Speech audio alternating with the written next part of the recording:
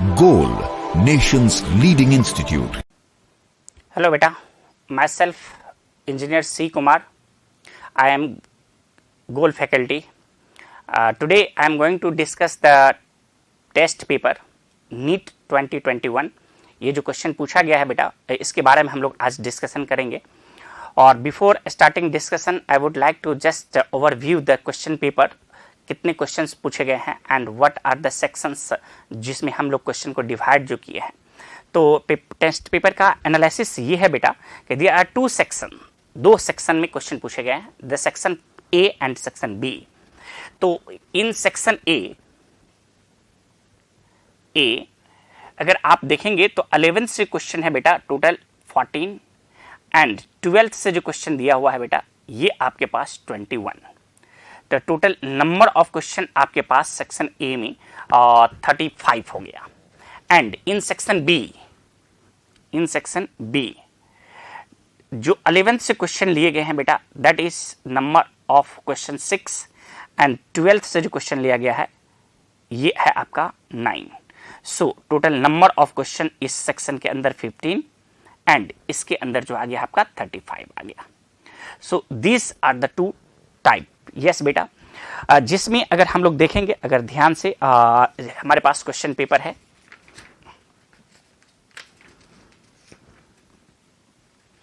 Total 35 question section A का and section B का 15 question. Section A में आप 11th का वेटेज आप देख सकते हैं 14 और 12th का वेटेज 21. और सेक्शन बी में बेटा 11th का वेटेज है 6 एंड 12th का वेटेज है 9 और टोटल 15 यहाँ और टोटल 35. तो total number of question will be 50. ठीक है, तो मैं आपको 50 क्वेश्चन का सॉल्यूशन प्रोवाइड करने जा रहा हूँ. ठीक है ना, आप केयरफुली देखेंगे बेटा. सारे क्वेश्चन एक मीडियम लेवल का क्वेश्चन है. अगर आप सारे कंटेंट अच्छे तरह से आप पढ़ लिए हैं, सारा कॉन्सेप्ट अगर आपका क्लियर है तो ये सारे क्वेश्चन बहुत ही सिंपल हो जाएगा.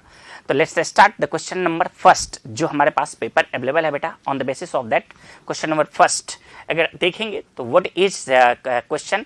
जो an inductor of inductance L and capacitance of capacitance C and a resistor of resistance R connected in the series as on in the figure. जो ये फिगर दिया हुआ है जिसमें क्या है कि एक इंडक्टर है जिसका इंडक्टेंस है एल, कैपेसिटेंस है सी और रेजिस्टेंस है आर. इंडक्टेंस के क्रॉस पोटेंशियल डिफरेंस 40 वोल्ट है, ये 10 वोल्ट है और ये 40 वोल्ट है. और टोटल जो करंट इस सर्किट में सप्लाई हो रहा है दैट इज 10√2 एम्पियर. तो आपसे डिमांड किया गया है बेटा कि what will be the impedance. Impedance क्या होगा सर्किट का.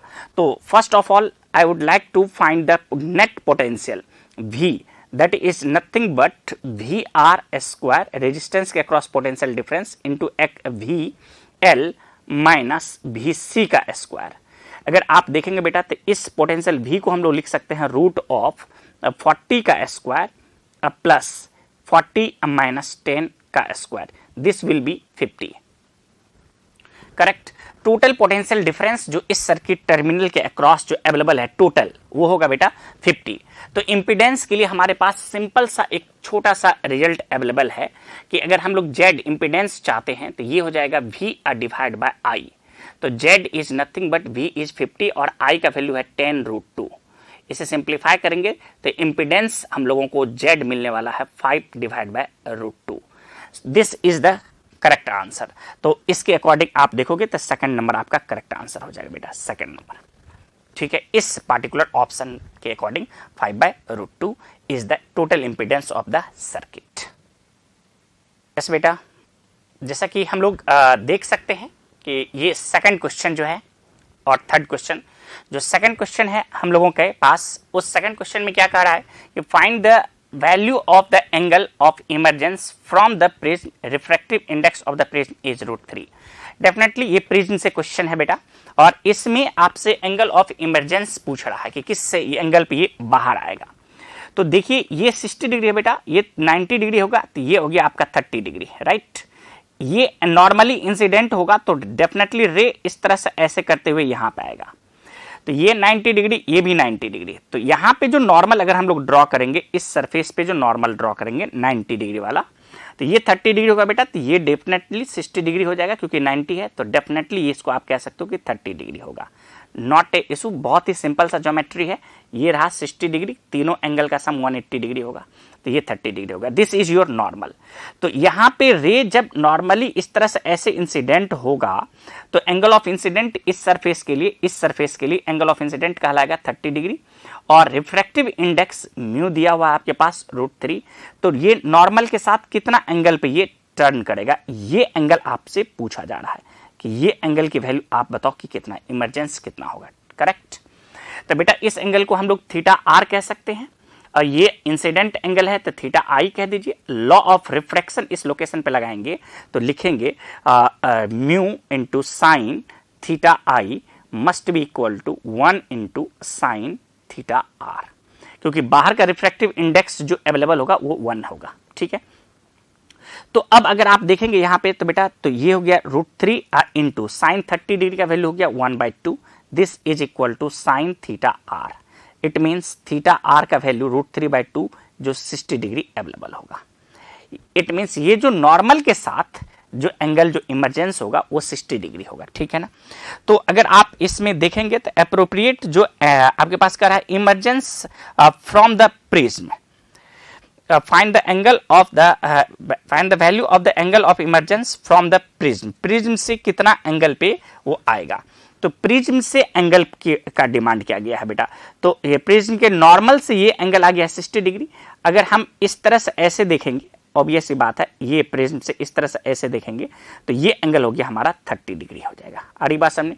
तो ये 30 डिग्री है। तो हम लोग नॉर्मली इमरजेंस वाले एंगल को ही कंसीडर करते हैं जो नॉर्मल के साथ बना रहा था। नॉर्मल के साथ 60 डिग्री और प्रिज्म से ये कितना एंगल बना रहा होगा तो 30 डिग्री होगा। तो अप्रोप्रिएट आंसर आप 30 डिग्री टिक लगा सकते हैं। प्रिज्म से पूछ रहा है तो प्रिज्म से ये रहा नॉर्मल से एंगल 60 डिग्री, तो प्रिज्म से कितना हो जाएगा 30 डिग्री हो जाएगा। यस।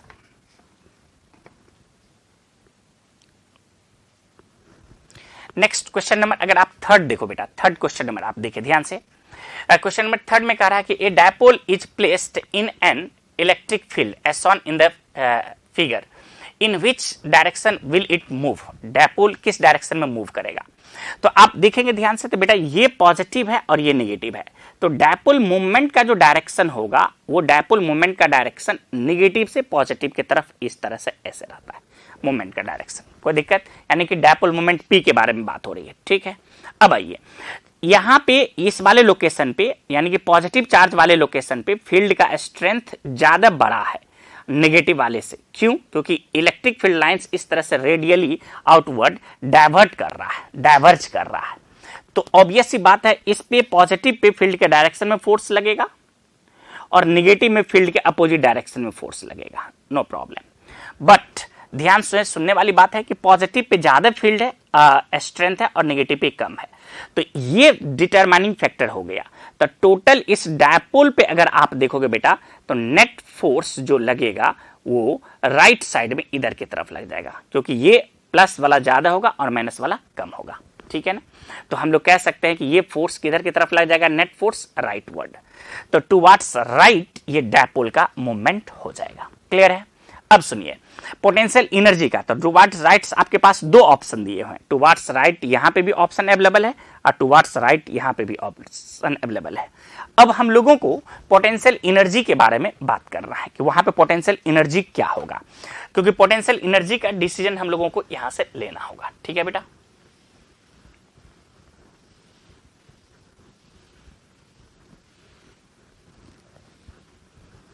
और ये पोटेंशियल एनर्जी क्या होगा इसको आप समझिएगा, ध्यान से सुनिएगा बेटा।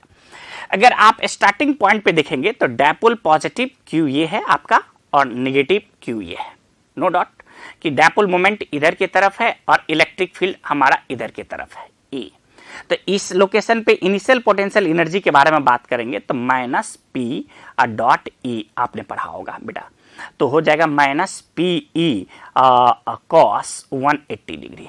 तो हम लोग इसको सिंपली कह सकते हैं पीई कह सकते हैं। तो इनिशियल इनिशियल इनिशियल ये रहा। तो इनिशियल पोटेंशियल एनर्जी ये रहा पॉजिटिव के फॉर्म। अब ये डायपोल राइट साइड में मूव कर रहा है। इस तरह से फील्ड है हमारे पास अवेलेबल, इस तरह से फील्ड है बेटा अवेलेबल और इस तरह से। तो अब जब फाइनली डायपोल इस लोकेशन पे आ जाएगा प्लस और ये रहा बेटा माइनस, ये हमारा फाइनल पोजीशन है। तो डायपोल मोमेंट नो डॉट की इधर की तरफ रहेगा, ये फाइनल पोजीशन है। तो इस लोकेशन पे अगर हम u फाइनल निकालेंगे तो लिखेंगे माइनस पी डॉट ई लिखेंगे तो minus P E cos 180 degree, और यहाँ पे फाइनल के f लगा दीजिए, फाइनल में f लगा दीजिए, तो माइनस पी ई एफ और cos 180 degree minus 1, minus minus plus, तो ये हो जाएगा पी ई एफ, ये रहा u फाइनल वाला ये। अब आप देखो ध्यान से बेटा, जैसे हम इस लोकेशन पे, ये हमारा इनिशियल लोकेशन है और ये फाइनल लोकेशन है, हम कह सकते हैं कि यहाँ पे इलेक्ट्रिक फील्ड का वैल्यू कम है और यहाँ पे इलेक्ट्रिक फील्ड का वैल्यू ज्यादा है, तो ये पोटेंशियल एनर्जी बड़ा हो जाएगा और ये पोटेंशियल एनर्जी छोटा हो जाएगा। तो लिखेंगे u initial less than u final, मतलब पोटेंशियल एनर्जी फाइनली क्या हुआ, डिक्रीज कर रहा होगा। तो हम लोग कह सकते हैं कि as its potential energy will decrease.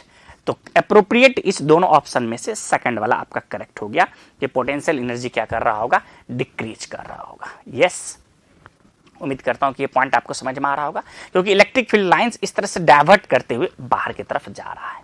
ठीक है बेटा, यस बेटा।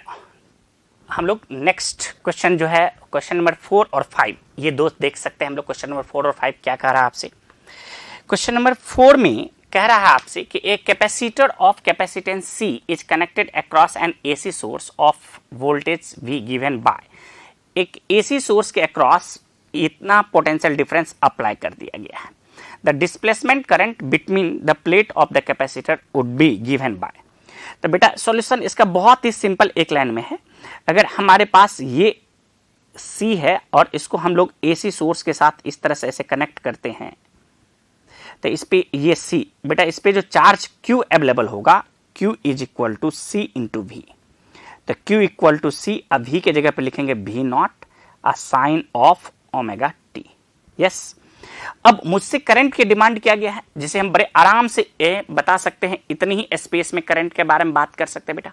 इतना स्पेस में क्या हो जाएगा, current I is equal to D Q by D T. जैसे इसको हम डिफ्रेंशिएट करेंगे तो ये हो जाएगा C omega V not cos of omega T.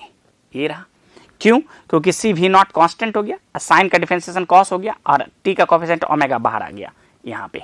तो ये रहा आपका अप्रोप्रिएट ऑप्शन, और इसके हिसाब से अगर आप देख रहे हैं तो आपका फर्स्ट ऑप्शन ये करेक्ट हो जाएगा, V not omega C cos omega T. ठीक है, अब आइए सेकंड में अगर आप देख रहे हैं बेटा क्वेश्चन नंबर 5 में, 5th जो क्वेश्चन है ये बिल्कुल थ्योरेटिकल क्वेश्चन है। इसमें क्लास में पूरी की पूरी बातें ड्राइव कर दी जाती है। ये है सॉलिड, अगर आप देखेंगे तो केबल अवेलेबल है आपके पास, सॉलिड है, थ्रू आउट वायर जो है करंट I सप्लाई किया जा रहा है। ठीक है, तो आप ध्यान पूर्वक देखिए बेटा कैसे हम लोग उसका सॉल्यूशन करते हैं और इस रिलेशन को हम लोग कैसे करते हैं, बहुत इजी है, देखिएगा ध्यान से। करंट जो ये जो मैग्नेटिक फील्ड इस कंटिन्यूअस इस वायर की वजह से, ये केबल है आपका और ये रहा एक्सेस, और through out cable current supply किया जा रहा है, थ्रू आउट केबल। तो हम लोग जानते हैं कि एक्सेस में यहाँ पे B इनसाइड जो होता है डायरेक्टली प्रोपोर्शनल टू R होता है, जब R का value less than R, capital R से, और B का वैल्यू जो होता है ये इनवर्सली प्रोपोर्शनल टू 1/R होता है, जब R का वैल्यू ग्रेटर देन R। ये हम लोग क्लास में वेयर ड्राइव करते हैं बेटा। यहाँ पे R जो होगा ये पूरी की पूरी रेडियस हुआ, ये पूरा पूरा रेडियस R। इसका अप्रोप्रिएट ऑप्शन जो होगा, मतलब आप कह सकते हो कि ये inside B versus R graph देखोगे तो इनसाइड जो होगा वो आपके पास लिनियरली ये इंक्रीज करेगा अप टू द सरफेस, इस R तक कह सकते हो, और उसके बाद ये इनवर्सली डिक्रीज करना शुरू करेगा, इनवर्सली। तो अप्रोप्रिएट ऑप्शन अगर आप देखेंगे तो थर्ड जो है आपका अप्रोप्रिएट ऑप्शन हो जाएगा ये।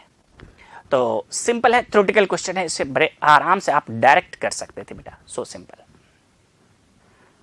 नेक्स्ट क्वेश्चन नंबर हमारा जो 6 है बेटा, ये आप देखिए 6 में क्या कह रहा है कि एक convex lens A of focal length 20 centimetre and a concave lens B of focal length 5 centimeter are kept along the same axis with a distance d between them.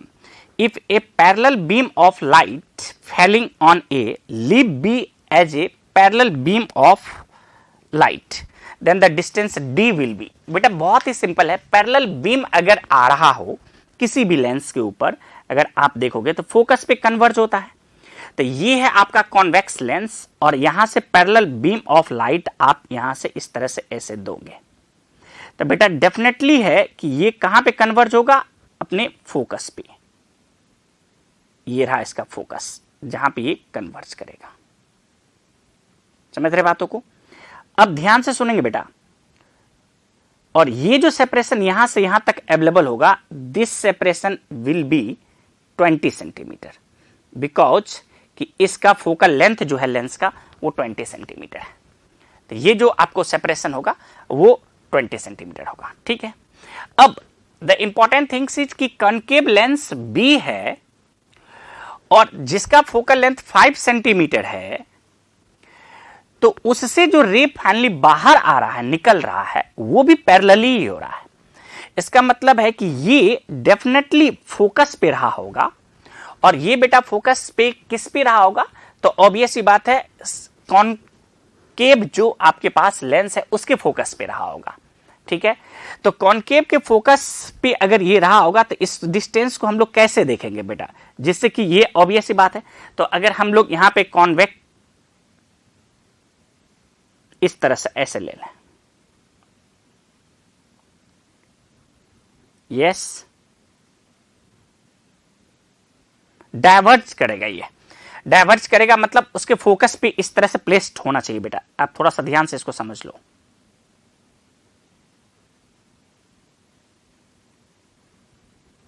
ये रहा आपका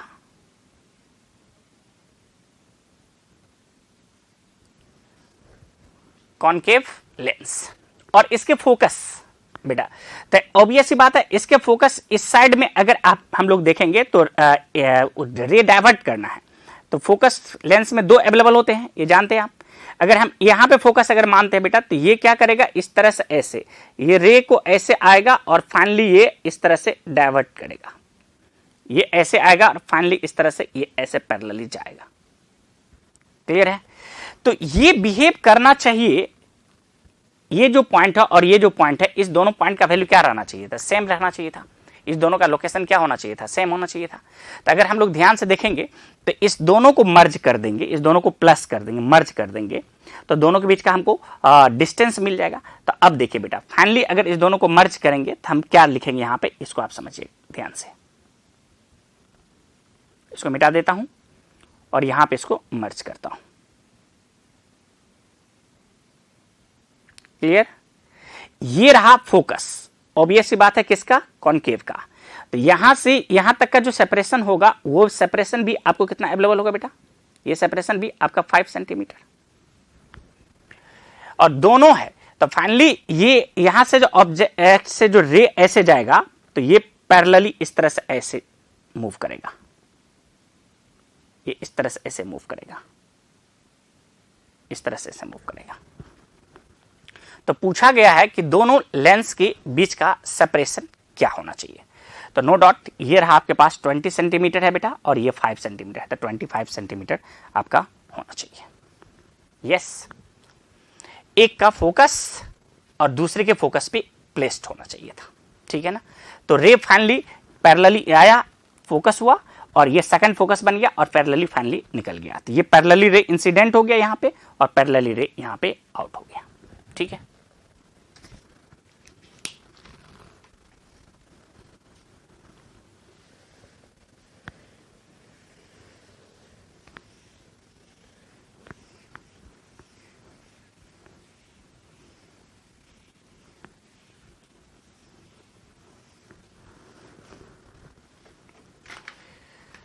ध्यान से देखिए बेटा, यहां पे second question 7 number, an electromagnetic wave of wavelength lambda is incident on A photosensitive surface of negligible work function. तो ये जो लैम्डा वेवलेंथ लेकर करके आ रहा है तो कितना एनर्जी लेकर के आएगा, तो ये एनर्जी लेकर करके आएगा hc/λ, और ये एनर्जी किस में ट्रांसफर होगा बेटा, इलेक्ट्रॉन में, फोटो इलेक्ट्रॉन में, जिसका मास कितना है m, और वो वहां से इमिट होगा। तो ऑब्वियस सी बात है, इसको हम लोग लिख सकते हैं p² डिवाइड बाई 2m। तो इसको लिखिएगा तो hc/λ × 2m equal to p²। तो हम लोग इसको लिख सकते हैं 2mHc by lambda equal to, ये हो जाएगा H square divide by lambda de Broglie wavelength का स्क्वायर। क्यों? क्योंकि मोमेंटम जो होगा वो H divide by lambda D, ये रहेगा मेटर वेव के अकॉर्डिंग। मोमेंटम p इक्वल टू क्या हो जाएगा, h divide by lambda D. तो अगर आप यहां से देखोगे बेटा तो क्या हो जाएगा आपका, एक h और एक h कैंसिल हो जाएगा।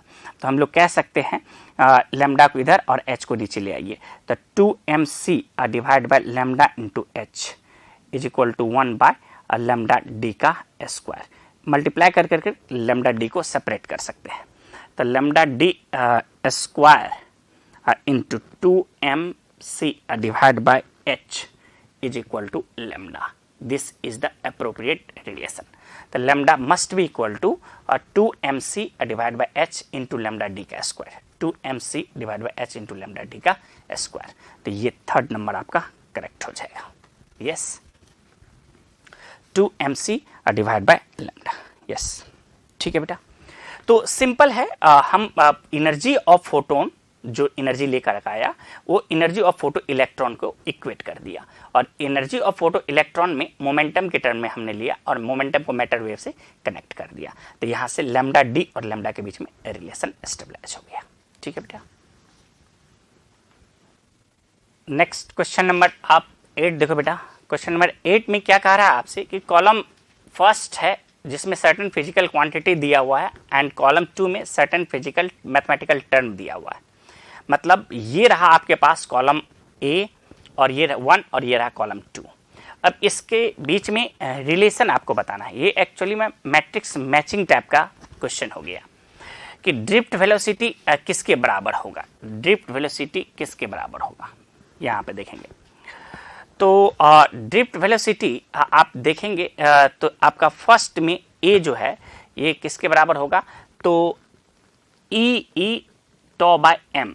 एक्चुअली में अगर आप देखेंगे तो ड्रिफ्ट वेलोसिटी इस टर्म से हम लोग को ड्राइव भी किए थे कि V D is equal to A into tau relaxation time, और यहाँ पे ए को E divide by M into tau करते हैं, ये लिखते थे हम लोग। जहाँ पे ए एक्सेलेरेशन है इलेक्ट्रिक फील्ड अप्लाई होने के कारण, जिसकी value E divide by M हो जाएगा, और टॉ रिलैक्सेशन टाइम हो गया।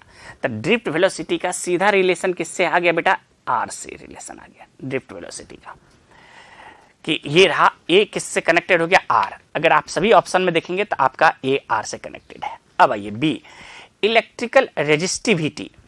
इलेक्ट्रिकल रेजिस्टिविटी जो है आपका वो बी किससे कनेक्टेड होगा, तो इलेक्ट्रिकल रेजिस्टिविटी जो होगा इसको हम लोग देखेंगे तो ओम्स लॉ में J equal to sigma into E था, तो J को लिखते थे 1 बाय रो इंटू ई। इसका मतलब resistivity rho is equal to E by J. तो हम कह सकते हैं कि बी का जो रिलेशन होगा, ये सेकंड वाले का जो रिलेशन होगा, इसका ऑब्वियस सी बात है किसके साथ रिलेशन हो जाएगा, एस के साथ हो जाएगा। तो बी हो गया एस के साथ। अब रिलैक्सेशन टाइम तो जो है और करंट डेंसिटी जो है, करंट डेंसिटी एक डी को हम लोग लिखते हैं current density is equal to J equal to N E V D. तो ऑब्वियस सी बात है डी का जो ऑप्शन है ये डी किसके साथ एसोसिएट हो जाएगा, क्यू के साथ एसोसिएट हो जाएगा। तो जो रिलैक्सेशन टाइम है वो क्या बच जाएगा, M N E square rho के बराबर हो जाएगा सी।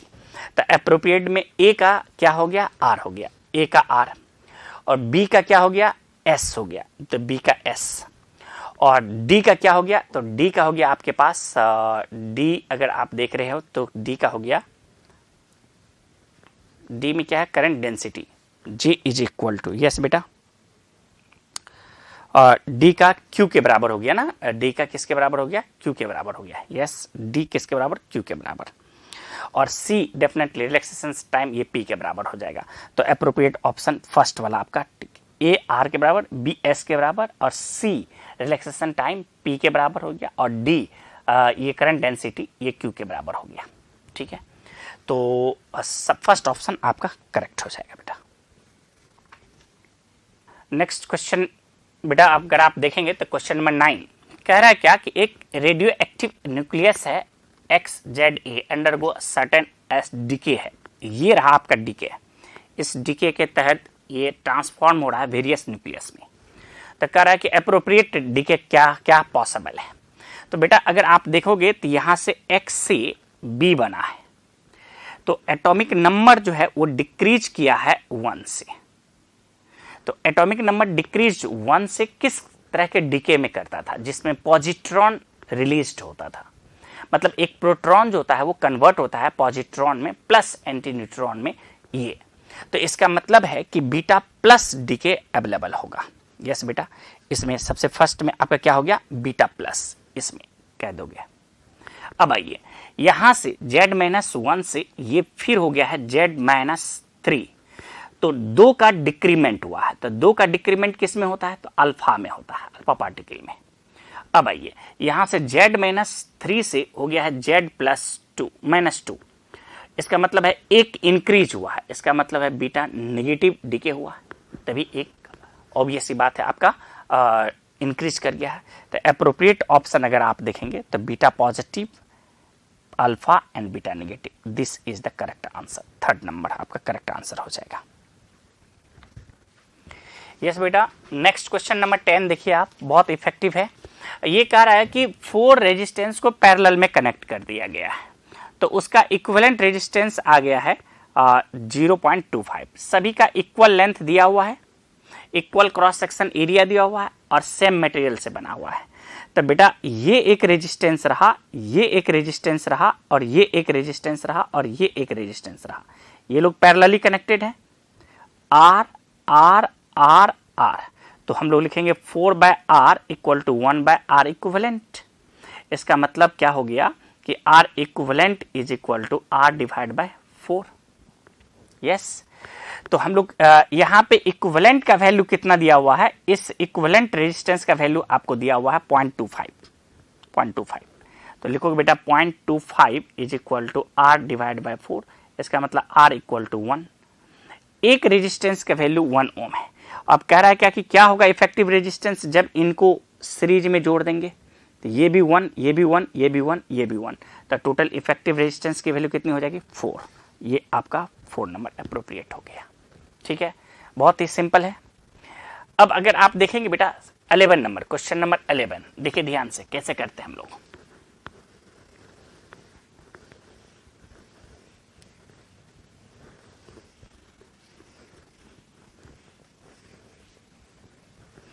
क्वेश्चन नंबर 11 में कह रहा है कि फ्रॉम द अर्थ सरफेस से, ये रहा आपका अर्थ सरफेस, किसी पार्टिकुलर हाइट से किसी ऑब्जेक्ट को रिलीज किया गया है। ये हाइट है s।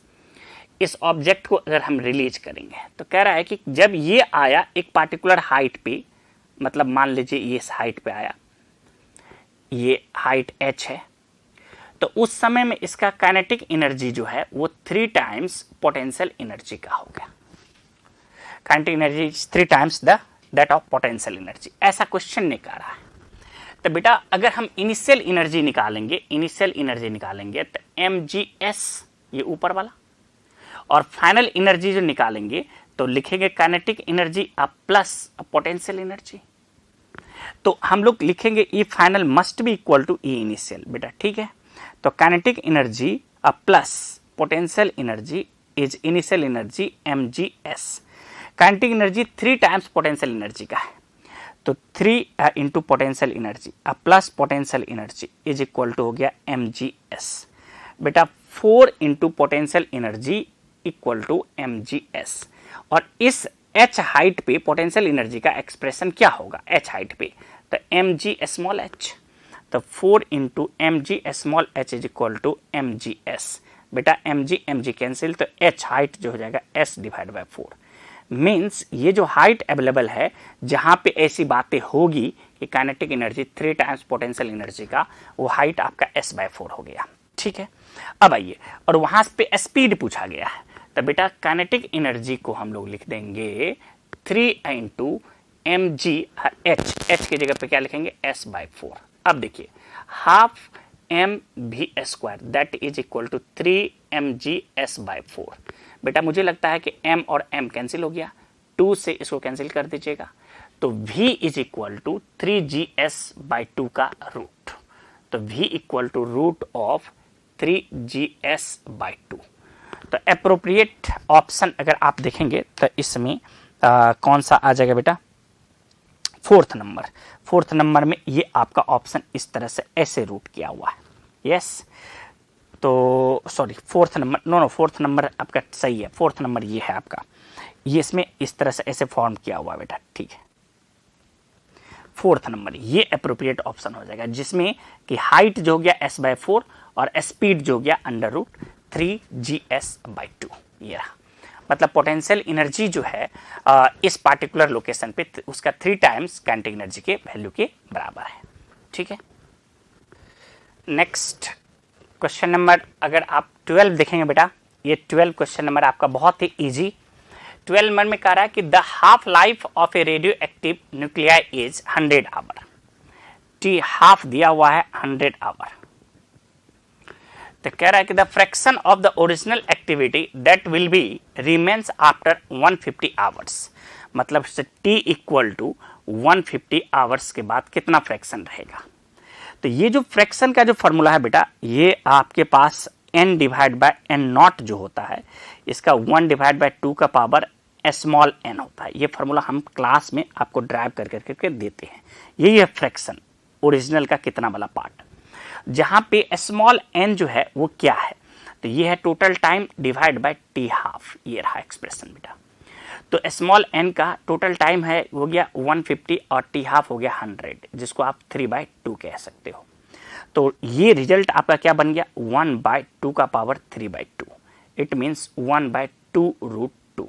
ये रहा गया आपका फ्रैक्शनल टोटल इनिशियल कंसंट्रेशन का एंड नॉट का 1/2√2 पार्ट अवेलेबल रहेगा कितने देर के बाद, 150 आवर्स के बाद, ठीक है, जिसका टी हाफ कितना दिया हुआ है, 100 आवर्स दिया हुआ है, ठीक है। तो ये है क्वेश्चन नंबर 12 का सॉल्यूशन। देख सकते हैं कि कितना बेसिक है, ठीक है। अब अगर आप देखोगे बेटा तो क्वेश्चन नंबर 13 में ये भी बहुत सिंपल सा क्वेश्चन है, 11th वाले पोर्शन से दिया गया है ये question. Newton's law of cooling का एक सिंपल सा एक्सप्लेनेशन। इसमें आप देख रहे होंगे कि रेट ऑफ कूलिंग जो है वो आपका directly proportional to temperature difference जो होता है उससे कनेक्टेड है, ठीक है। तो हुआ क्या है कि 90 डिग्री से 80 डिग्री ये इतना कन्वर्ट हुआ है, कितना देर में, टाइम जो लिया गया है, इसमें जो टाइम लिया गया है ये बेटा टी लिया गया है, ठीक है। तो अब कह रहा है क्या कि आपके पास 60 डिग्री है, 80 डिग्री है, 80 डिग्री सेल्सियस से 60 डिग्री सेल्सियस होने में टाइम जो है वो कितना लगेगा, ये आपसे डिमांड किया गया। So simple. तो हम लोग क्या कर सकते हैं, इसमें टी एवरेज का फॉर्मूला लगाते हैं, theta average minus theta room temperature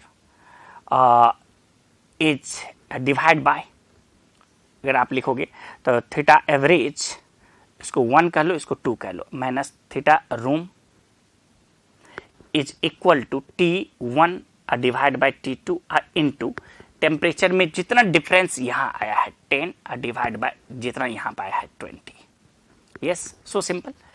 तो एवरेज, ये एवरेज अगर आप लोगे बेटा तो ये एवरेज कितना हो जाएगा, इस दोनों का sum divide by 2 means 85 minus 20 divide by, ये एवरेज कितना होगा, इन दोनों का सम डिवाइड बाय 2 मतलब ये हो गया 70 माइनस 20।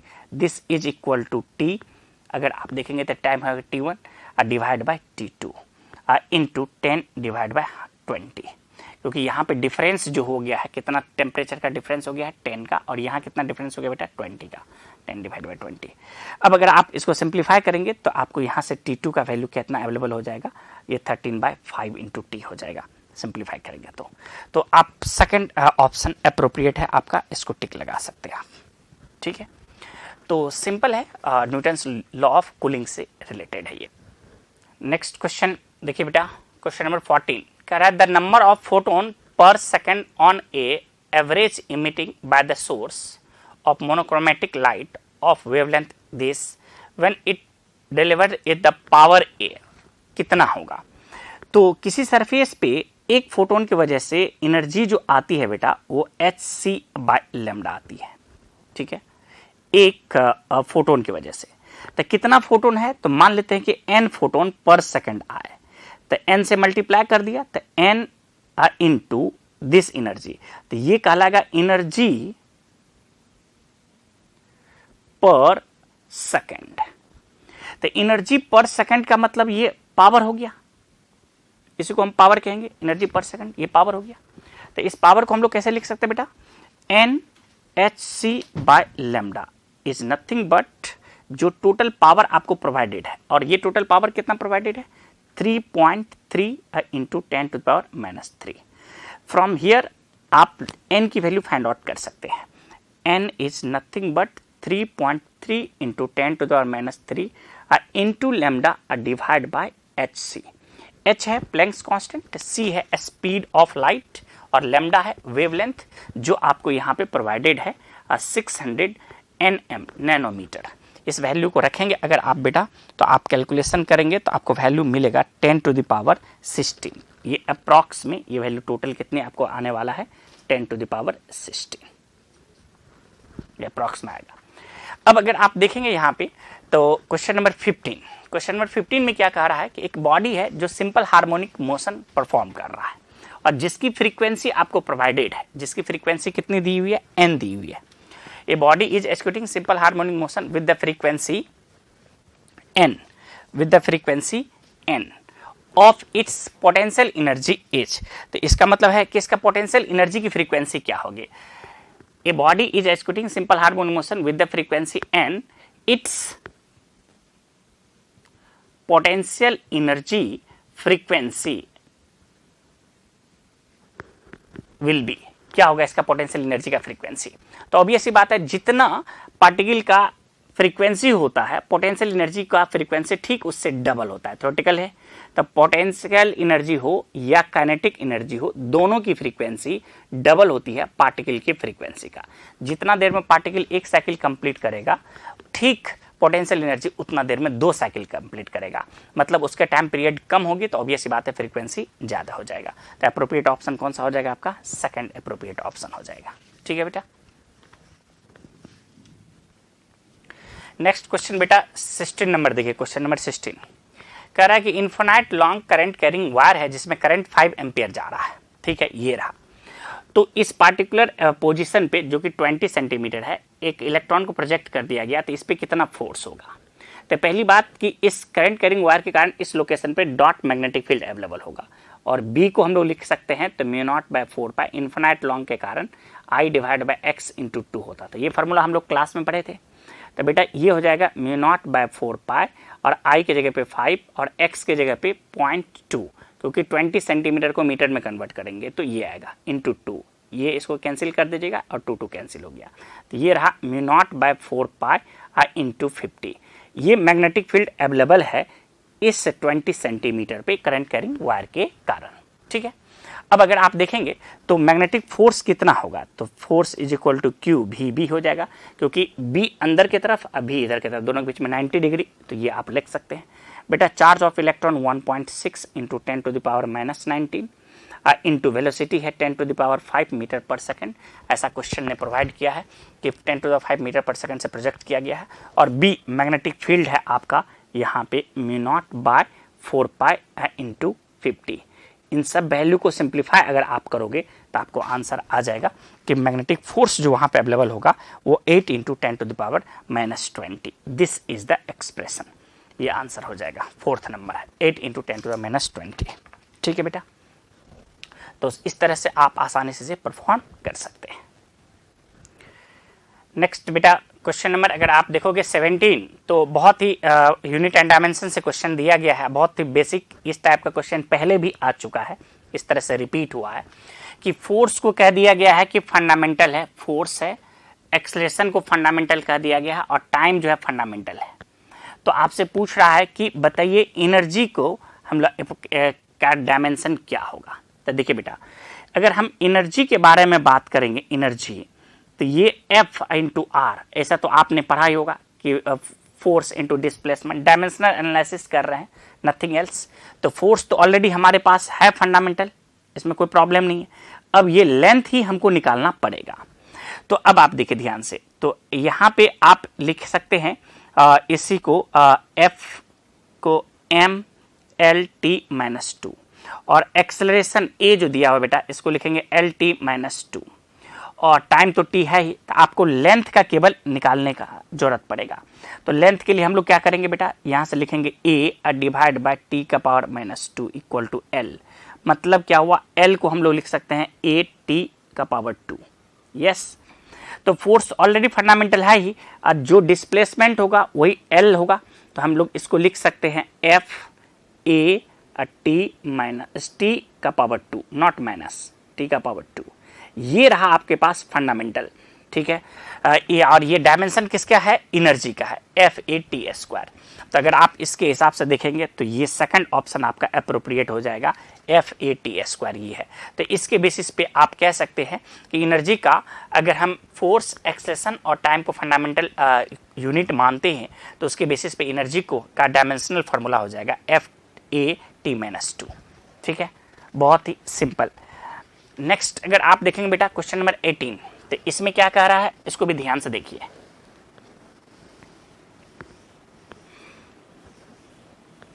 क्वेश्चन नंबर 18 जो है ये मैट्रिक्स मैचिंग से है और काइनेटिक थ्योरी ऑफ गैसेस का बेसिकली ये क्वेश्चन है।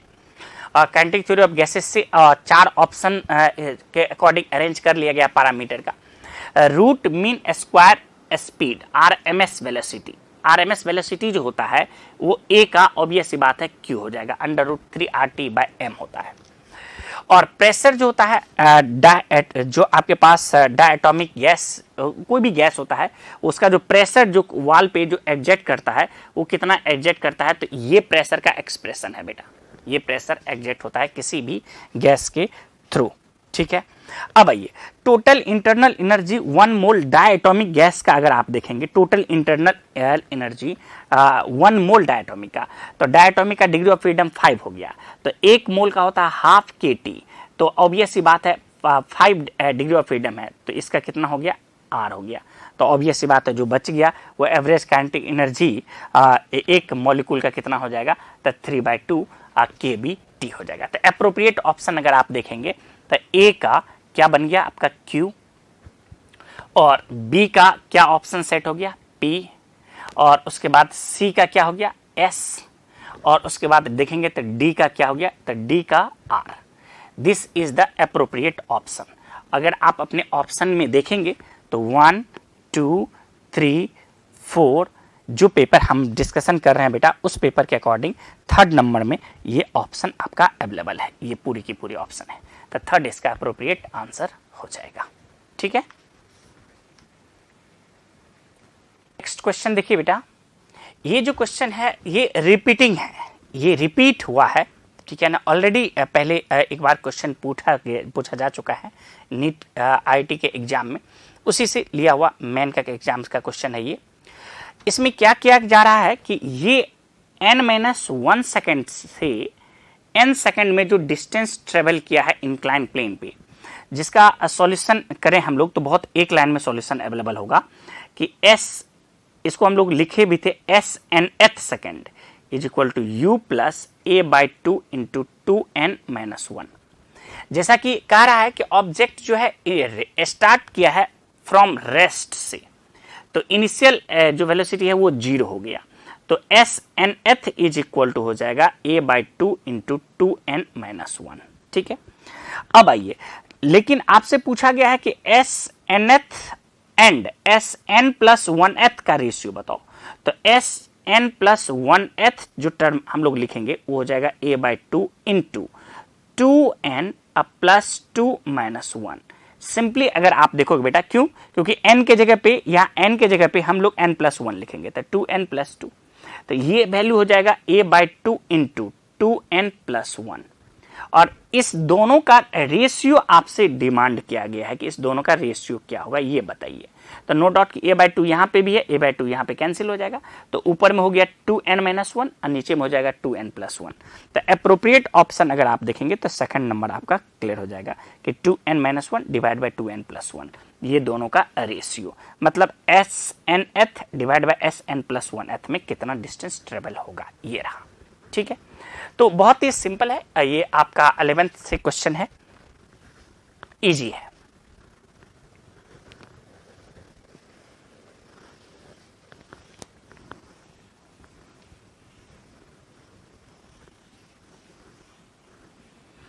नेक्स्ट अगर आप देखेंगे तो ये 12th से रेडियो एक्टिविटी से क्वेश्चन है आपका कि ऑब्वियस सी बात है अनस्टेबल न्यूक्लियस है जो 240 इसका मास नंबर है। सपोज कर लीजिए ए है और ये टूट रहा है 2 फ्रेगमेंट में, तो ऑब्वियस सी बात है इसको कह सकते हैं आप बी प्लस सी में टूट रहा है।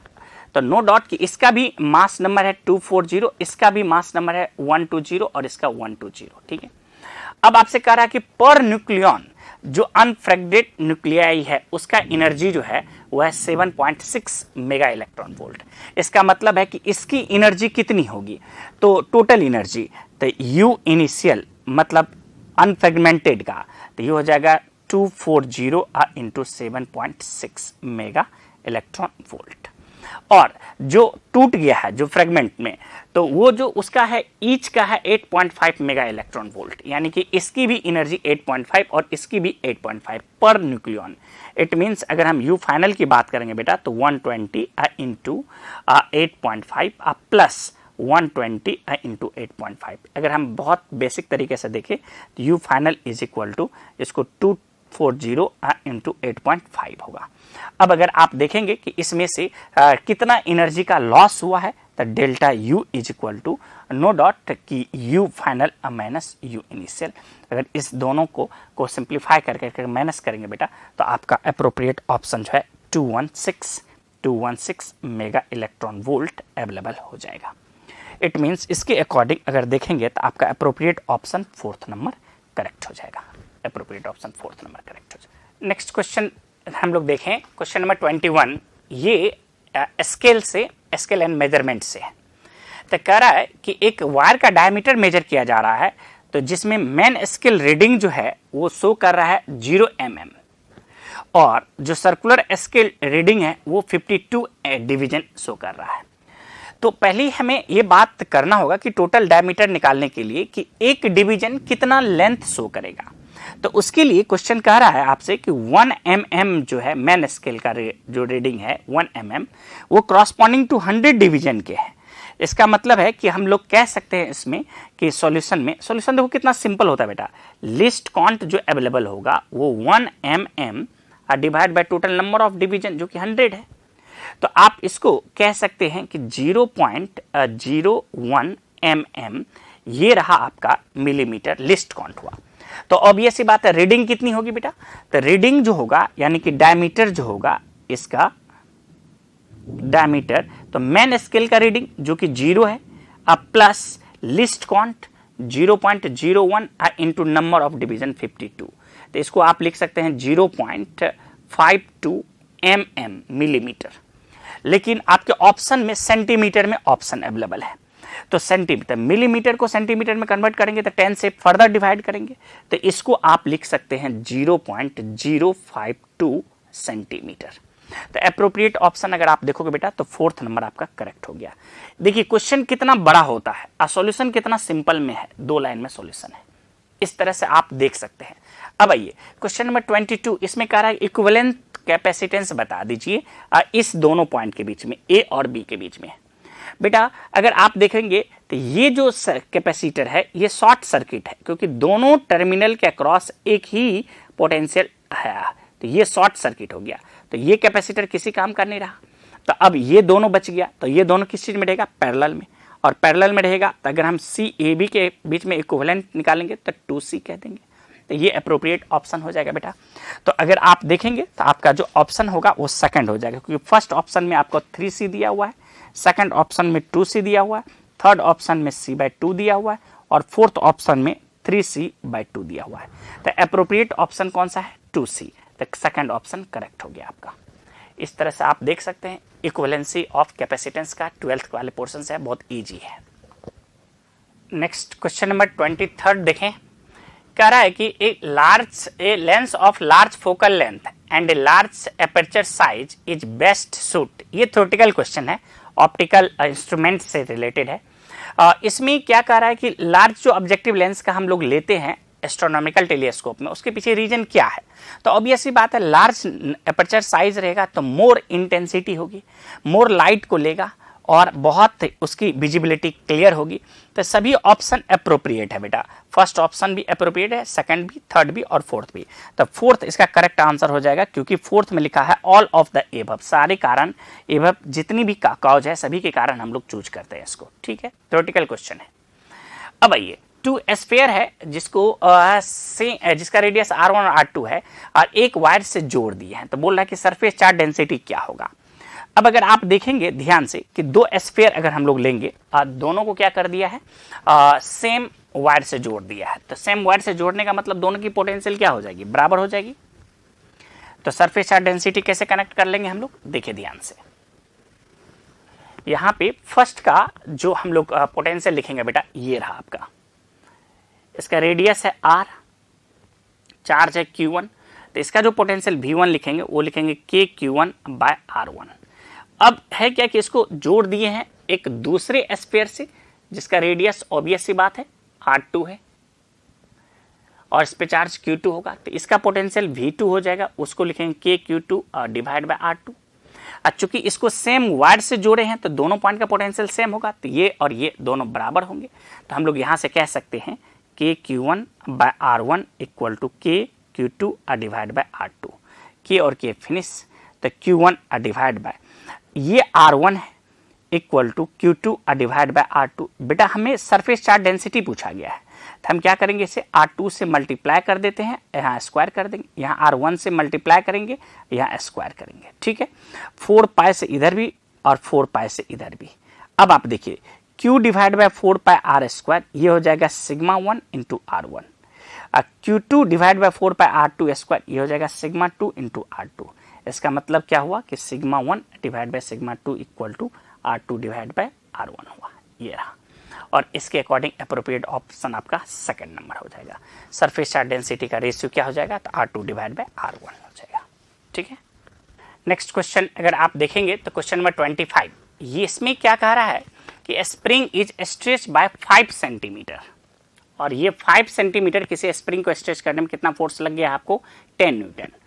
इट मीन्स अगर हम सॉल्यूशन करेंगे तो सिंपल होगा कि ये जो स्प्रिंग फोर्स Fs होगा वो k इंटू एक्स हुआ, तो ये है 10 न्यूटन, ये k और x के जगह पे 5 सेंटीमीटर, तो 5 सेंटीमीटर को मीटर में कन्वर्ट कर दीजिए, तो 5 से इसको कैंसिल कर दिया, तो 2, तो स्प्रिंग कांस्टेंट का वैल्यू 200 हो गया।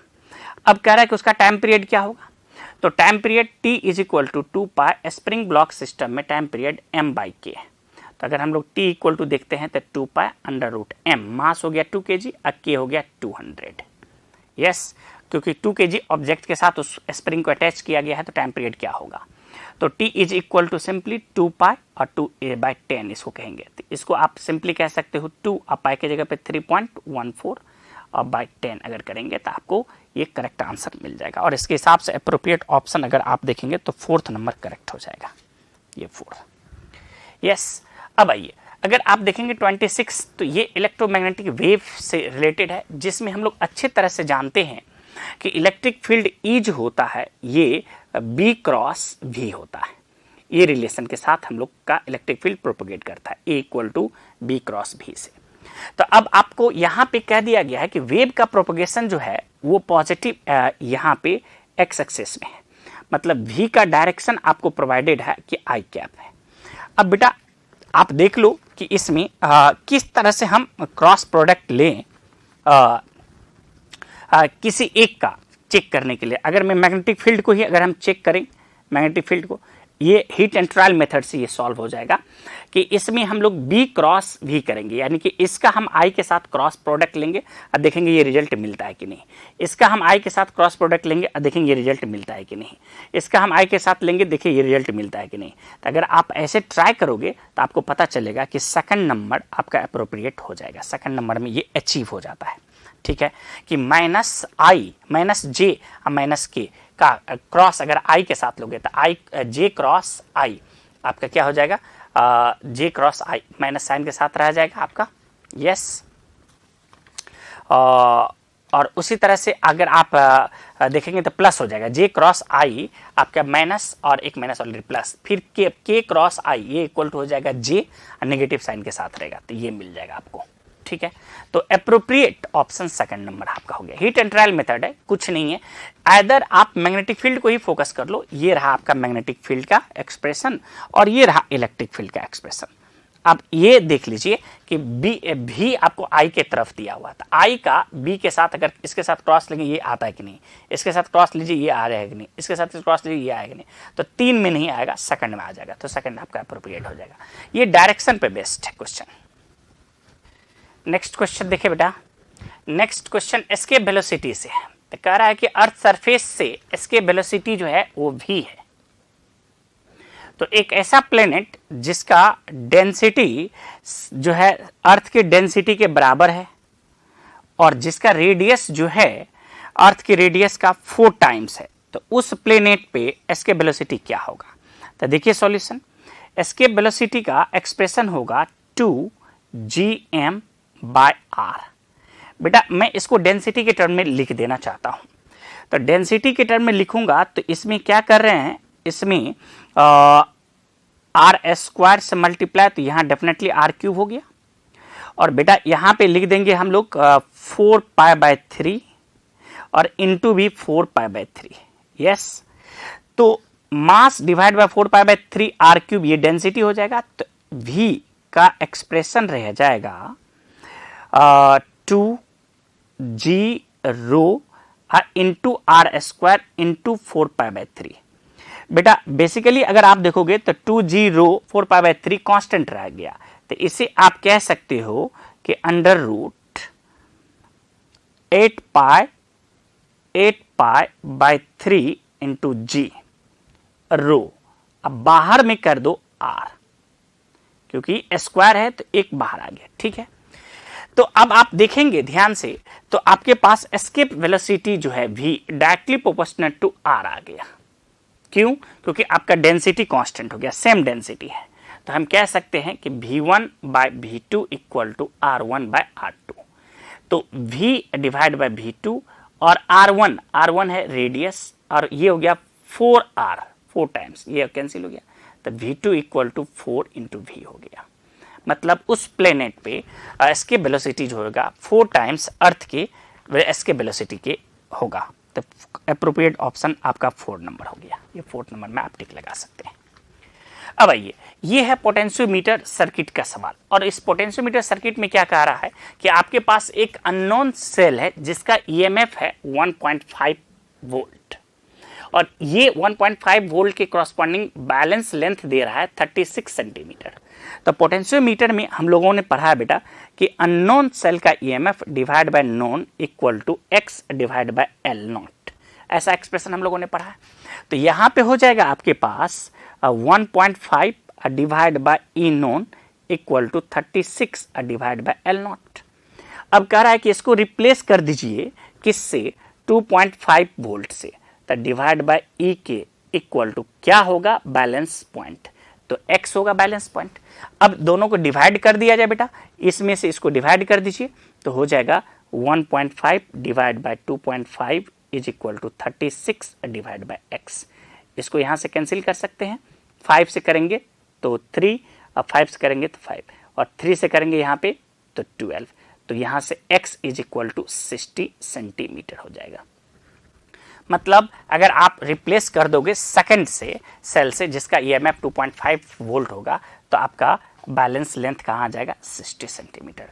तो फर्स्ट ऑप्शन अप्रोप्रिएट होगा। देख सकते हैं कि क्वेश्चन कितना बड़ा और सॉल्यूशन कितना छोटा होता है, ठीक है ना। अगर आपका कॉन्सेप्ट क्लियर है, आप सारी चीजों को अच्छे से समझ रहे हो, तो आप बड़े आराम से कर सकते हो बेटा। नंबर नेक्स्ट अगर आप देखें तो 30 नंबर, ये बिल्कुल टर्मिनल वेलोसिटी पे बेस्ड है, 11th वाले पोर्शन से है बेटा।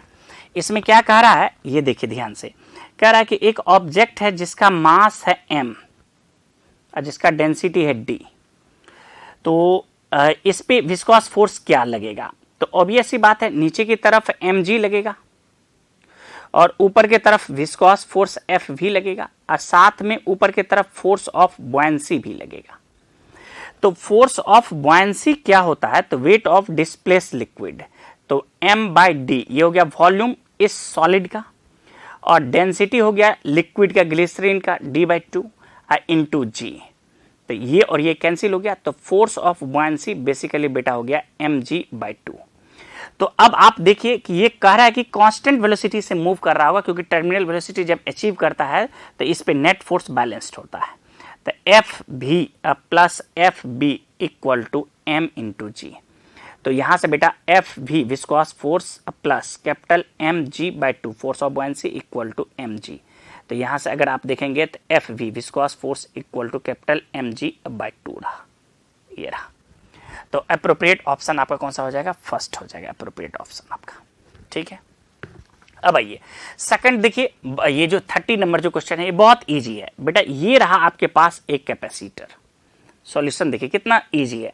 कह रहा है कि एक कैपेसिटर है जिसके अंदर यूनिफॉर्म इलेक्ट्रिक फील्ड अवेलेबल है, यूनिफॉर्म इलेक्ट्रिक फील्ड, और इसके बीच का सेपरेशन डी है और प्लेट का एरिया ए है। तो कह रहा है कि टोटल एनर्जी क्या होगा। तो हम लोग अच्छे तरह से जानते थे कि इसमें कि एनर्जी डेंसिटी का एक्सप्रेशन था half epsilon not E square. तो टोटल एनर्जी हो जाएगा half epsilon not E square into volume. तो एरिया इनटू सेपरेशन, ये दोनों का प्रोडक्ट वॉल्यूम हो जाएगा। मतलब इस प्लेट के बीच का जो स्पेस होगा वो हो जाएगा, उसका वॉल्यूम हो जाएगा एरिया इंटू सेपरेशन, तो ए इंटू डी। तो half epsilon not E square A into D, ये टोटल एनर्जी हो जाएगा। तो इसके बेसिस पे अगर आप देखेंगे तो अप्रोप्रिएट ऑप्शन कौन सा हो जाएगा? आपका थर्ड नंबर हो जाएगा। तो बहुत ही ईजी है, इंफॉर्मेटिक ये क्वेश्चन कह सकते हो बेटा, इंफॉर्मेटिक है आपका। नेक्स्ट क्वेश्चन अगर हम 31 देखें और 32 देखें तो ये बहुत ही थ्योरेटिकल क्वेश्चन है ये, और ये मॉडर्न से क्वेश्चन है। इसमें कह रहा है, ध्यान से देखिएगा, तो electron concentration N type semiconductor में और hole concentration P type semiconductor में सेम है। मतलब दोनों का कंसंट्रेशन लेवल सेम है, पी टाइप में और एन टाइप में सेम है। अगर हम एक्सटर्नल इलेक्ट्रिक फील्ड अप्लाई करते हैं तो करंट का क्या रिलेशन होगा? मतलब इलेक्ट्रॉन की अगर मोबिलिटी देखा जाए तो ज़्यादा होता है होल के रिस्पेक्ट में, ठीक है। तो डेफिनेटली है कि इलेक्ट्रॉन की मोबिलिटी ज़्यादा हो जाएगी और होल के रिस्पेक्ट में। तो इलेक्ट्रॉन जिसमें अवेलेबल है उसमें current same electric field apply करने के बाद ज़्यादा हो जाएगा होल के रिस्पेक्ट में। तो अप्रोप्रिएट ऑप्शन अगर देखा जाए तो थर्ड नंबर अप्रोप्रिएट हो जाएगा, जिसमें कह रहा है कि current in an type is greater than current in P type. तो थर्ड ऑप्शन आपका अप्रोप्रिएट हो जाएगा कि एन टाइप में करंट ज़्यादा होगा बिकॉज ऑफ मोबिलिटी, ठीक है। अब आइए 32 नंबर देखिए बेटा। 32 में कह रहा है कि जीनर डायोड को कनेक्ट करते हैं हम रिवर्स बायस में जब उसे वोल्टेज रेगुलेटर के फॉर्म में हम यूज करते हैं। यस, स्टेटमेंट बिल्कुल ट्रू है, यस करते हैं हम लोग 100%। और दूसरी बात कह रहा है कि the potential barrier of PN junction lie between 0.1 volt to 0.7 volt. बेटा ये जो पोटेंशियल बैरियर है पीएन जंक्शन के अक्रॉस जो डेवलप्ड होता है पी टाइप और एन टाइप मटेरियल के डिफ्यूजन की वजह से, ये डिपेंड करता है कि किस तरह का सेमीकंडक्टर है। मतलब सिलिकॉन से बनाया गया है या जर्मेनियम से बनाया गया है। तो जर्मेनियम का 0.7 तक होता है और सिलिकॉन का 0.3 तक होता है। तो वो मेंशन नहीं है तो हम इसे स्ट्रिक्टली ये नहीं कह सकते हैं कि ये 0.1 वोल्ट से 0.3 वोल्ट ही लाई कर रहा होगा। इट मीन्स ये स्टेटमेंट रॉन्ग है, रॉन्ग वे में जा रहा है, ठीक है। तो एप्रोप्रिएट ऑप्शन अगर आप देखेंगे तो ए करेक्ट है और बी इनकरेक्ट है। तो थर्ड ऑप्शन आपका सही हो जाएगा कि A is correct where as B is incorrect हो गया। यस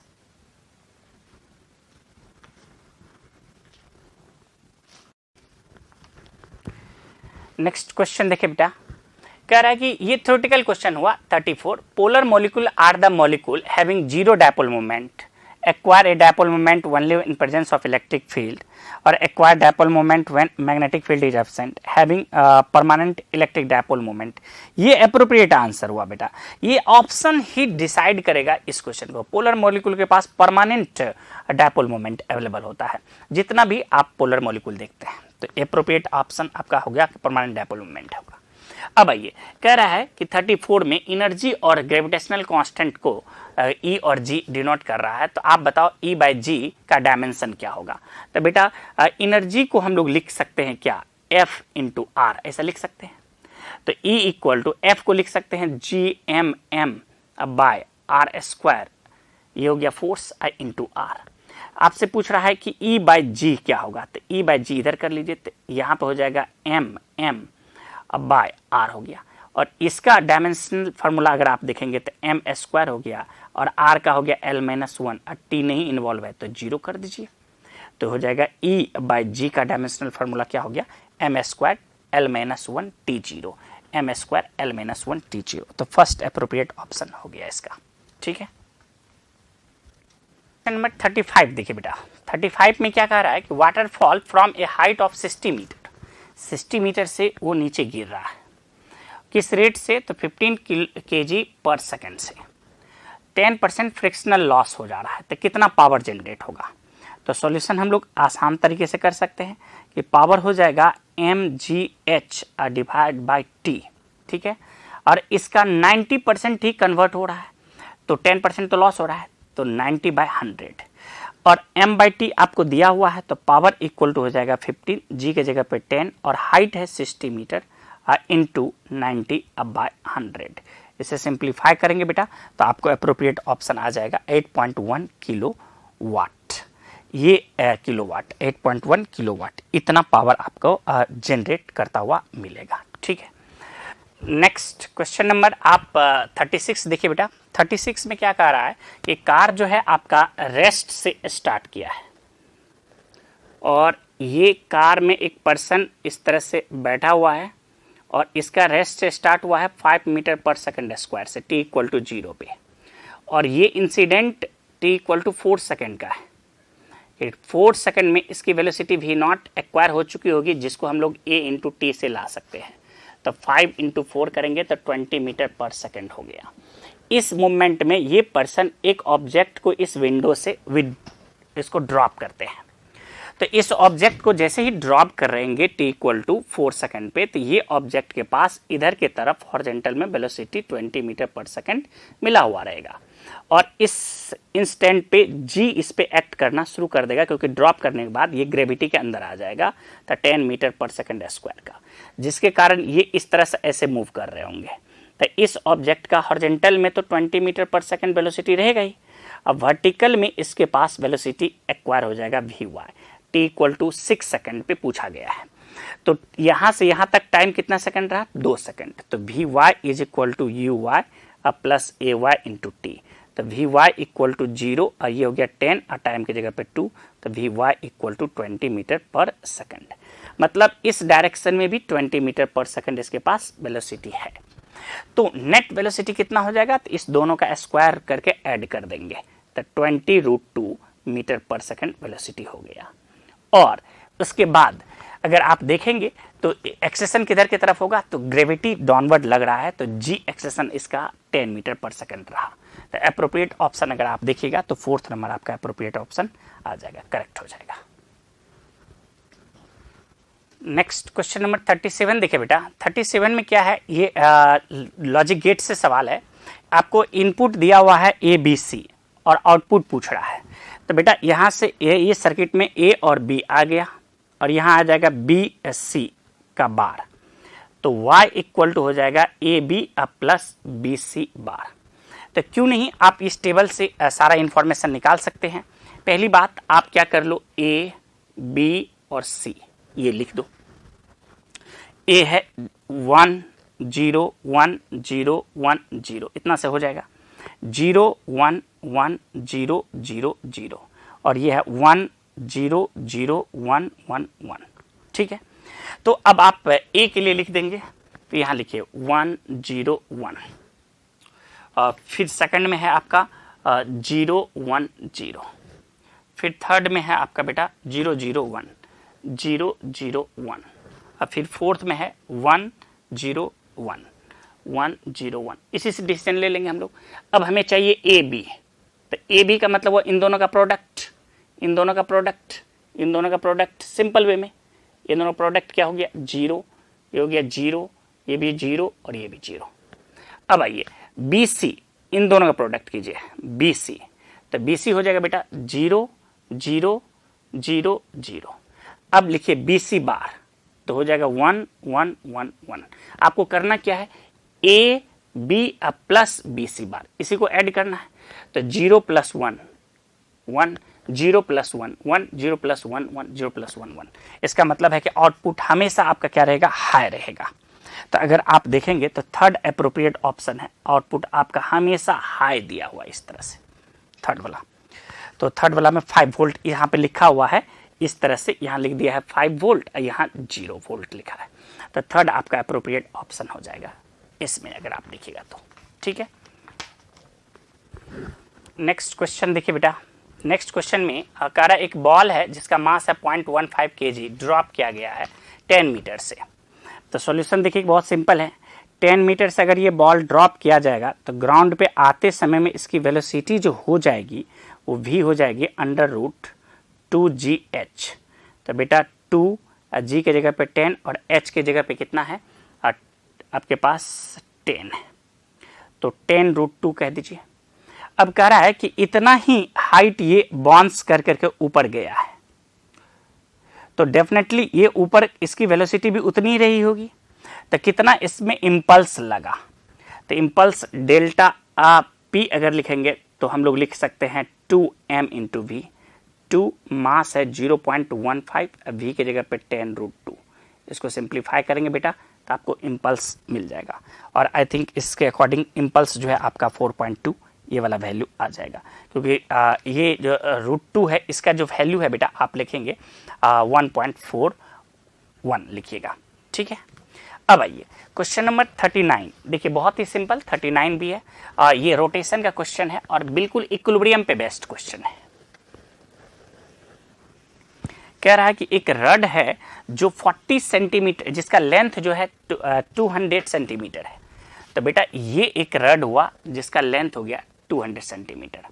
40 सेंटीमीटर पे इसे हिंज कर दिया गया है, हिंज कर दिया गया, कर दीजिए हिंज, कोई दिक्कत नहीं। 20 सेंटीमीटर पे इसे एक ब्लॉक 2 kg के साथ कनेक्ट कर दीजिए, कर दीजिए। बेटा ये है 20 सेंटीमीटर और ये है 40 सेंटीमीटर, तो इसकी बीच की दूरी कितनी हो गई 20 सेंटीमीटर। अब रड का खुद का मास होगा तो जो कि mg लगेगा, तो 0.5 g के जगह पे 10, और जो डेफिनेटली यहाँ से कितना स्टार्टिंग से कितना सेंटीमीटर पे 100 सेंटीमीटर पे होगा, तो 100 सेंटीमीटर होगा तो 40 से इसके बीच का डिस्टेंस कितना हो जाएगा, तो ये हो गया 60 सेंटीमीटर। अब आइए एक दूसरा और मास है कनेक्टेड, जो बेटा कनेक्टेड है कितना m, कहाँ पे, तो 160 पे।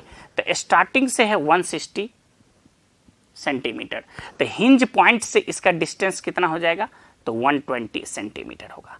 और चूंकि ये रड इक्विलिब्रियम में है, ये रड आपका इक्विलिब्रियम में है, तो राइट हैंड साइड वाला टॉर्क और लेफ्ट हैंड साइड वाला टॉर्क बैलेंस करेगा। तो हम इसी ओ वाले पॉइंट के बाद टॉर्क ले लेते हैं।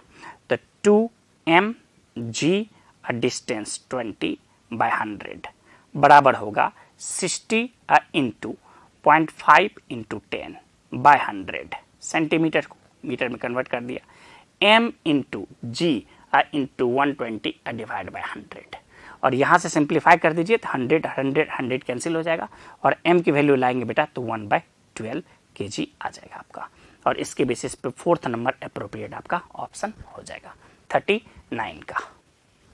नेक्स्ट क्वेश्चन नंबर 40 देखिए बेटा। 40 में कह रहा है कि ऑब्जेक्ट, ये कॉन्केव आपके पास लेंस है 60 सेंटीमीटर पर ऑब्जेक्ट है, तो फाइनल इमेज बताना कि क्या होगा, प्लेन मिरर है ये दिया हुआ। तो पहले लेंस से आप फार्मूला लिखिएगा बेटा, सॉल्यूशन लेंस के लिए लिखिएगा, तो 1/v minus 1/u equal to 1/f। उस फार्मूला से 1/v माइनस 1/-60 इक्वल टू 1/30, तो 1/v इक्वल टू 1/30 माइनस 1/60, तो v इक्वल टू 60 सेंटीमीटर आया पॉजिटिव। इसका मतलब क्या हुआ कि यहाँ से 60 सेंटीमीटर, तो इमेज जो है फर्स्ट इमेज यहाँ पे बन रहा होगा I1, और यहाँ से कितना डिस्टेंस पे ये बन रहा होगा, तो 20 सेंटीमीटर पे। ये वर्चुअल ऑब्जेक्ट की तरह बिहेव करेगा इस प्लेन मिरर के लिए, और उसका इमेज इक्वल डिस्टेंस पे ये बनेगा इमेज 2, और जो कि ऑब्वियस सी बात है 20 सेंटीमीटर पे यहाँ पे भी बनेगा। तो आप कह सकते हो कि रियल इमेज फॉर्म हो रहा होगा मिरर के थ्रू फाइनली, और मिरर से कितना सेंटीमीटर पे, 20 सेंटीमीटर पे बन रहा होगा। तो फर्स्ट ऑप्शन आपका अप्रोप्रिएट इसका हो जाएगा, फर्स्ट ऑप्शन आपका अप्रोप्रिएट हो जाएगा, जिसमें आपको दिया हुआ है 20 centimetre from the lens, it will be real image, real image हो गया। अब आइए अगर आप 41 क्या देखते हैं सॉल्यूशन, तो 41 में तो बहुत ही सिंपल है बेटा, इसमें क्या करना होगा, पावर इक्वल टू वी आई, तो पावर कितना आपको ऑपरेट हो रहा है, कितना, तो 44 वाट पे ऑपरेट हो रहा है, तो 44 हो गया। और पोटेंशियल इनपुट कितना दे दिया है आपको, 220 इंटू आई, और यहाँ से आई निकालेंगे बेटा तो 0.2 आपके पास ये आई आ जाएगा, यस एम्पियर। तो फर्स्ट आंसर आपका करेक्ट हो जाएगा। इसके भी कि ट्रांसफार्मर जो है वो कनेक्ट हो रहा है तो पी आई भी यानी कि P1 V1 equal to P2 V2 होता है ना, उसी रिलेशन पे ये बेस्ट, ठीक है। नेक्स्ट क्वेश्चन अगर आप देखें तो क्वेश्चन नंबर 42 बेटा बहुत इजी है। बेसिकली क्या है कि करंट डिवीजन का ये सवाल है। तो अगर हम लोग यहाँ पे देखेंगे कि इस ब्रांच में टोटल करंट आ कितना रहा, I1 आ रहा है, ये इसमें कितना जाएगा, तो I3, तो I3 equal to R3 divide by इस दोनों का सम R2 प्लस R3। और अच्छा इसमें करंट निकालते हैं तो दूसरे रेजिस्टेंस को लेते थे, तो R2 सॉरी इसमें करंट I3 का वैल्यू हो जाएगा R2 डिवाइड बाय दोनों रेजिस्टेंस सम इनटू इनपुट करंट I1, या यूं समझ लीजिए कि I1 बराबर हो जाएगा I2 प्लस I3 और I2 R2 बराबर होगा I3 R3, और उससे अगर आप कैलकुलेट करेंगे तो आपका I3 equal to this relation आ जाएगा। इसका मतलब हुआ कि I3 divide by I1 equal to R2 divide by R2 plus R3 हो जाएगा बेटा, ये अप्रोप्रिएट है, और इसके हिसाब से ऑप्शन नंबर 2 आपका करेक्ट हो जाएगा, ठीक है।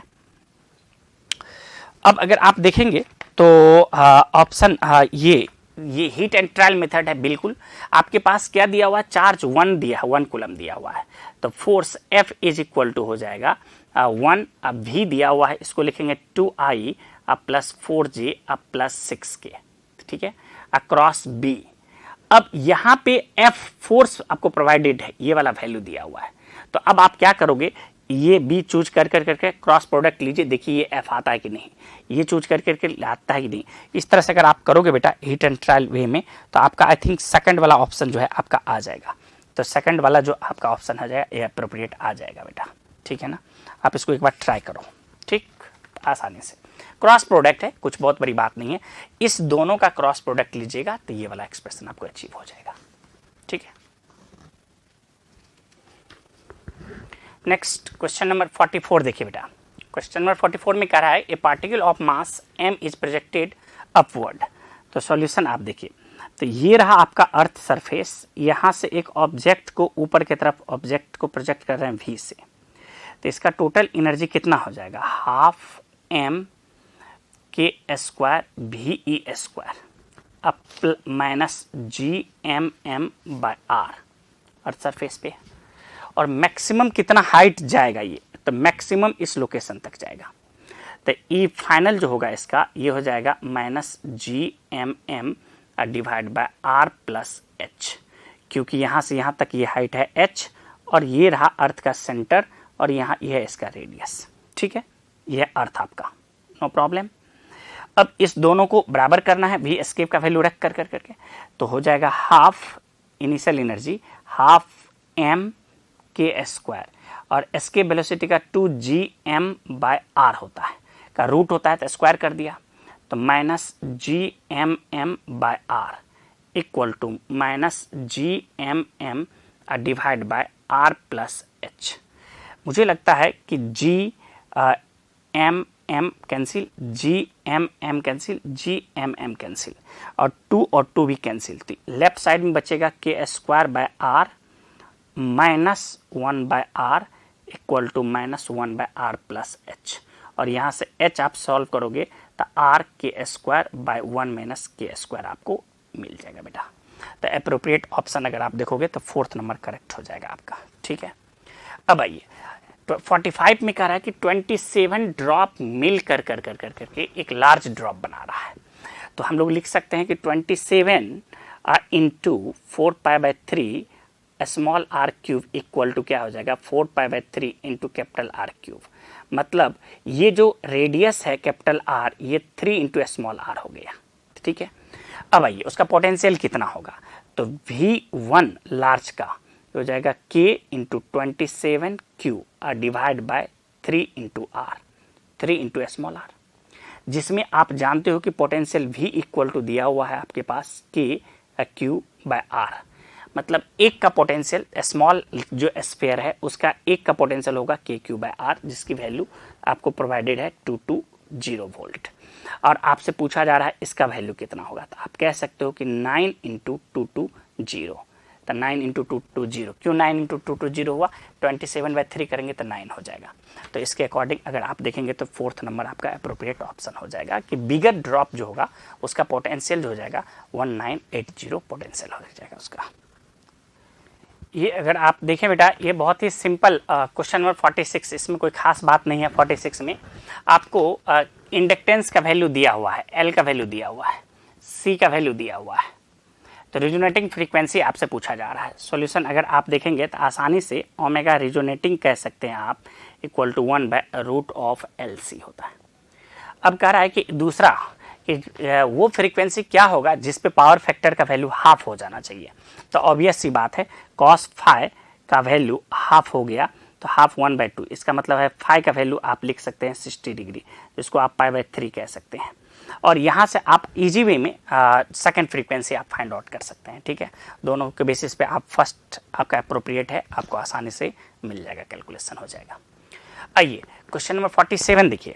47 में क्या कह रहा है आपसे, डेफिनेटली 12A लेंथ का दो शेप बनाया जा रहा है, एक ट्रायंगल बनाया जा रहा है और दूसरा आपका स्क्वायर बनाया जा रहा है। ठीक है, तो ट्रायंगल मैग्नेटिक मूवमेंट पूछा जा रहा था। मैग्नेटिक मूवमेंट क्या होता है, करंट इनटू एरिया होता है। तो पहली दफे में अगर आप ट्रायंगल बनाएंगे जिसका साइड A होगा फर्स्ट वाला, तो बेटा ये रहा आपका ट्रायंगल, तो साइड लेंथ A और A और A, हाइट कितना हो जाएगा, तो A√3/2, ये 60 डिग्री हो गया, तो A साइन, तो ये हाइट हो गया। तो इसका जो एरिया हो गया, एरिया हो जाएगा 1/2 बेस इंटू हाइट A√3/2, बेटा हो जाएगा A²√3/4। ये हो गया एरिया। इसमें करंट कितना सप्लाई हो रहा है, तो I, तो इसका मैग्नेटिक मोमेंट M1 कितना हो जाएगा, तो I × A²√3/4। अब ये वायर का लेंथ है कितना, तो 3A ही हुआ, नहीं हुआ। टोटल नंबर ऑफ लूप अगर हम लेंगे तो वो हो जाएगा 12A/3A, इसका मतलब 4 लूप बनेगा। तो मैग्नेटिक मोमेंट नेट कितना हो जाएगा, तो 4 × M1 हो जाएगा, तो 4IA²√3/4, 4 कैंसिल, तो ये हो जाएगा √3IA² हो गया। ये ट्रायंगुलर शेप जब बनेगा तो 12A लेंथ से इतना मैग्नेटिक मोमेंट क्रिएट होगा। अब अगर आप स्क्वायर बनाएंगे तो फिर क्या होगा, तो स्क्वायर में बेटा आपके पास यहाँ पे साइड A और A हो गया। तो पहली बात तो इसकी एरिया हो जाएगा A²। ठीक है, अब नंबर ऑफ टर्न अगर बात करेंगे कि कितना होने वाला होगा, तो 12A में 4A से डिवाइड कीजिएगा तो 3 हो जाएगा। तो अब ये मैग्नेटिक मोमेंट नेट इस केस में कितना हो जाएगा, तो 3 × A² × I, इसका मतलब हुआ, इसको हम लोग कह सकते हैं I3IA² हो गया। तो ट्रायंगल बनेगा तो √3IA² और स्क्वायर बनेगा तो 3IA² हो जाएगा। तो इसका अप्रोप्रिएट ऑप्शन कौन सा हो जाएगा, फर्स्ट वाला आपका अप्रोप्रिएट ऑप्शन हो जाएगा बेटा। नेक्स्ट बेटा क्वेश्चन नंबर 48, आप देखिए ध्यान से। 48 कह रहा है क्या कि एक सर्कुलर रिंग है जिसका मास है m और रेडियस है r, उसमें से 90 डिग्री का एक सेक्टर रिमूव कर दिया गया है। तो हम लोग जानते हैं कि कोई भी पोर्शन रिमूव कर देने से उसका जो ये जो 90% पोर्शन जो रिमूव कर दिया जाएगा, इसका जो मोमेंट ऑफ इनर्शिया होगा I, ये हो जाएगा स्मॉल m × r², रिंग है तो, और स्मॉल m हो जाएगा 3/4 m r²। क्यों, क्योंकि टोटल मास m है, तो ये जो मास बच जाएगा इसका वैल्यू स्मॉल m जिसको हम कहे हैं, तो 3m/4 हो गया। तो कह रहा है कि कितना टाइम्स होगा, तो k टाइम्स होगा, तो k की वैल्यू ऑब्वियस सी बात है कितना हो जाएगा, 3/4 हो गया। तो हम लोग इसको 3/4 कह देंगे, तो ये ऑप्शन आपका करेक्ट हो जाएगा। नेक्स्ट आप 49 देखोगे बेटा, तो 14 ये बहुत बेसिक क्वेश्चन है। 49 अगर आप देखिए तो आपको पता चलेगा 49 में क्या करना है।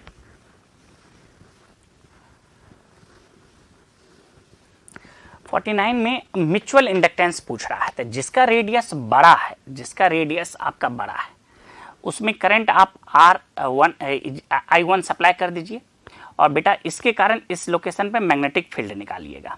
तो B जो हो जाएगा, B वो हो जाएगा μ0/2I1 / R1। ठीक है, और अब इसमें फ्लक्स निकालिएगा सेकंड रिंग में जिसका रेडियस R2 है, तो इसमें फ्लक्स हो जाएगा तो mu naught divide by 2R1 I1 into pi R2 square. तो EMF इंड्यूस जो होगा इसकी वैल्यू माइनस d∅dt होगा, जिसको हम लोग कहेंगे म्यूचुअल इंडक्टेंस इंटू di1/dt। तो बेटा यहाँ से हो जाएगा माइनस म्यू नॉट I इसको pi R2 square divide by 2R1 into di1/dt। इसका मतलब यही रहा म्यूचुअल इंडक्टेंस का एक्सप्रेशन।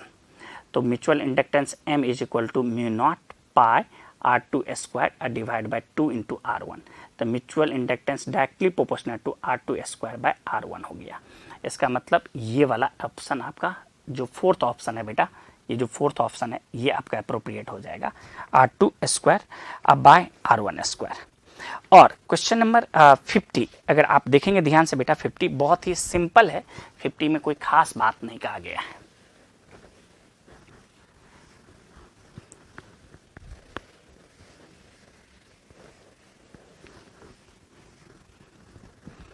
क्वेश्चन नंबर 50 में आपसे कह रहा है कि ए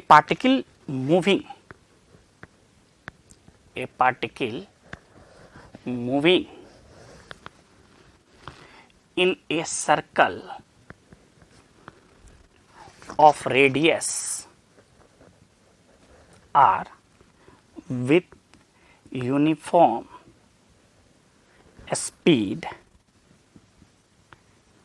takes time t to complete one revolution. If this particle is projected with the same speed at an angle theta with horizontal, the maximum height is 4r. The angle of projection is, ये पूछा गया है। तो बेटा solution देखो कितना easy है। इस सर्कल पे टर्न कर रहा है तो उसका स्पीड हो जाएगा 2πr/t। और अगर इस स्पीड से किसी ऑब्जेक्ट को प्रोजेक्ट किया जाए एट एन एंगल थीटा पे, तो बेटा इसका मैक्सिमम हाइट जो होगा एच मैक्स वो दिया हुआ है 4r। तो एच मैक्स का फार्मूला हो जाएगा V square sine square theta divide by 2g equal to 4r।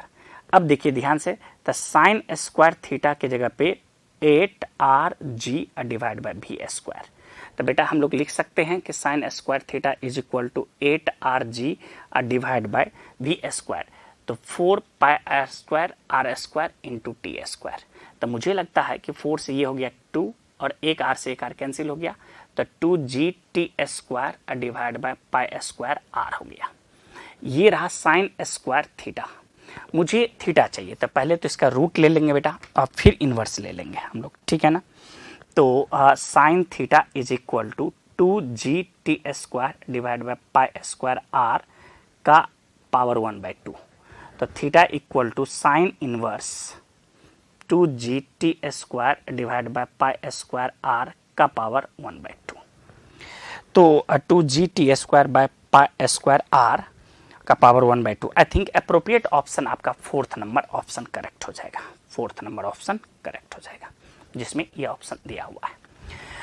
तो ये एनालिसिस है बेटा पूरी की पूरी 50 क्वेश्चन का, आप देख सकते हैं। नो डाउट ये नहीं कहा जा सकता है कि टाइम जो है वो सफिशेंट है, टाइम का कंस्ट्रेंट तो होता ही आपके एग्जामिनेशन में, ठीक है ना।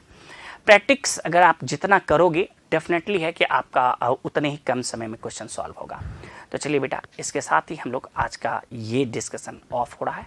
Thank you very much.